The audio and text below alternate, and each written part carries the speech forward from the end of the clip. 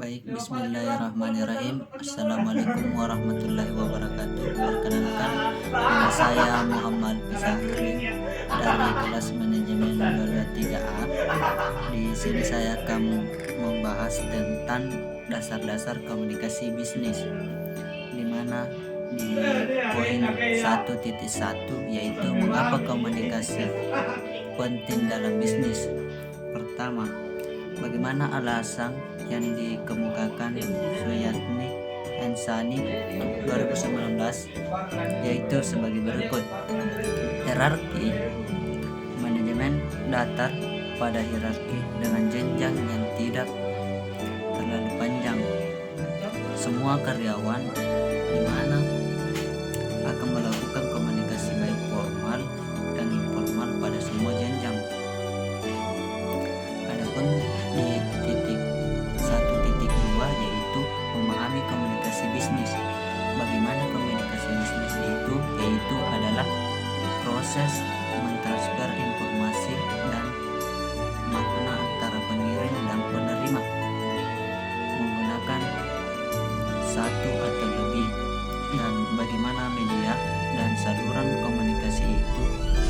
Di 2019, inti dari komunikasi adalah berbagi, memberikan data, informasi, wawasan, dan lain-lain. Dimana di poin 1.3 yaitu pola komunikasi bisnis, dimana 1.3.1 komunikasi internal.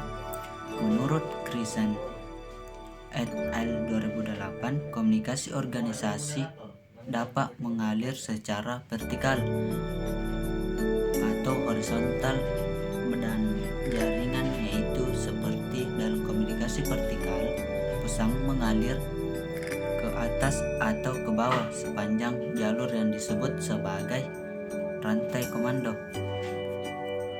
Dan di mana di poin 1.3 atau titik 2 yaitu komunikasi eksternal. Penerima eksternal dalam bisnis, di mana contohnya pelanggan, pemasok, pesaing, media, lembaga pemerintah, dan masyarakat umum. Dan adapun poin 1.4 yaitu proses bentuk dan saluran komunikasi, dan dasarnya itu 1.4.1 proses komunikasi. Dan adapun di sini langkah model proses komunikasi Boyd and Val 2019 sebagai berikut, yaitu pengirim memiliki ide komunikasi akan efektif kalau tergantung pada sifat gagasan dan motivasi untuk mengirimkannya. Itulah salah satu proses komunikasi. Dan adapun 1.4.2 bentuk komunikasi. Komunikasi dapat terjadi secara verbal dan non-verbal.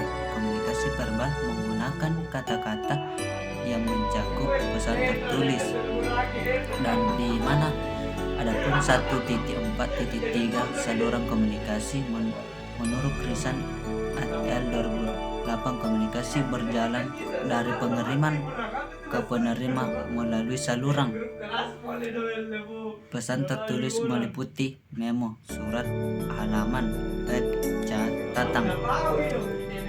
Baik, 1.5 yaitu hambatan dalam komunikasi bisnis, di mana hambatan dalam komunikasi bisnis dapat dijumpai dalam bisnis.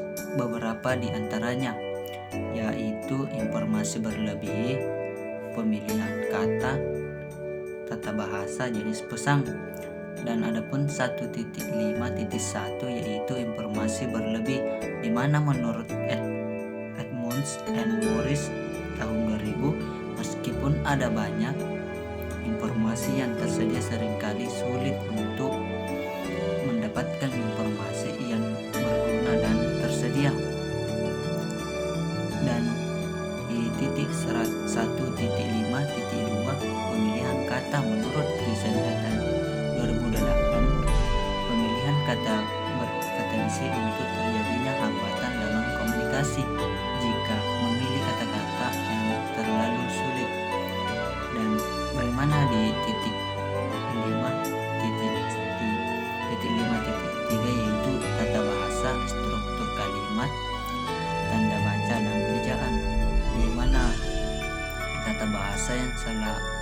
struktur kalimat buruk dapat menghambat pemahaman penerima pesan lisan atau tertulis. Dan bagaimana itu tentang 1.5.4 jenis pesan. Keberhasilan komunikasi ditentukan oleh pemilihan jenis.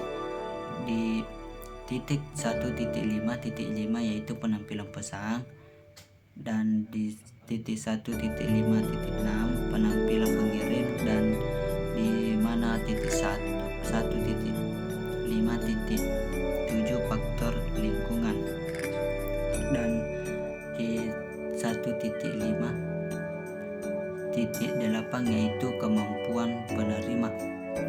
Adapun 1.5.9 yaitu keterampilan mendengarkan